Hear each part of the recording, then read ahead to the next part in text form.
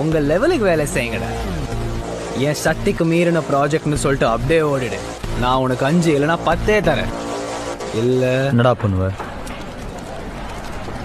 ஏண்டா வெள்ள பண்ணி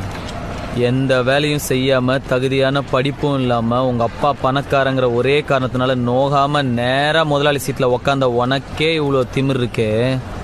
அப்பா அம்மா கஷ்டப்பட்டு ஸ்கூலுக்கு டொனேஷன் கட்டி எல்கேஜிலேருந்து 10வது வரைக்கும் ஃபெயில் ஆகாமல் படித்து 10வதுல ஈஸியான குரூப் எல்லாம் விட்டுட்டு இந்த குரூப் எடுத்தால் தான் இன்ஜினியர் ஆக முடியும்னு கஷ்டமான குரூப்பாக எடுத்து ஃபிசிக்ஸ்க்கு ஒரு டியூஷன், கெமிஸ்ட்ரிக்கு ஒரு டியூஷன், மேக்ஸுக்கு ஒரு டியூஷன் ரோடா அலைஞ்சு அதுக்கு ஃபீஸ் கட்ட பெற்றவங்கள வேற ரோடா அலைய விட்டு பப்ளிக் எக்ஸாமில் பாஸ் ஆகிறதுக்கு நைட்டெல்லாம் ஃப்ளாஸ்கில் டீ வச்சு படித்து காலையில் அலாரம் வச்சு எந்திரிச்சு படித்து அதில் வாங்குற மார்க்லாம் பத்தாம டிஎன்பிசி எக்ஸாமுக்கு வேற தனியாக ஒரு 2 மாதம் உட்காந்து படித்து அதில் வாங்குற கட் ஆஃப் மார்க் யூஸ்லெஸ்ஸாக போய் அம்மா நகைய அடமா வச்சு காலேஜ்ல சீட்டு வாங்கி ஃபர்ஸ்ட் இயர்ல இருந்து 4th இயர் வரைக்கும் வச்ச அரியர்லாம் 4th இயர்ல மொத்தமா கிளியர் பண்ணி இந்த சொசைட்டிக்குள்ள நுழைஞ்சா இந்த சொசைட்டி என்ன வேலை இல்லைன்னு செருப்பால அடிச்சு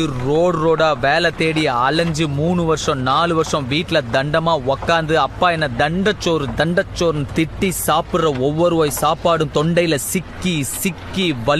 வலிச்சு இறங்கி எவனோ ஒரு புண்ணியவான் கடைசியில ஒரு நல்ல மனுஷன் எனக்கு வேலை கொடுத்து அதையும் புடிங்க நினைக்கிற உன்ன மாதிரி ஒரு புறம்போக்கெல்லாம் சமாளி இன்னைக்கு முன்னாடி நின்று பேசிக்கிட்டு இருக்கிற வேலையில்லா பட்டதாரி எனக்கு எவ்வளவு திமிரா இருக்கும்.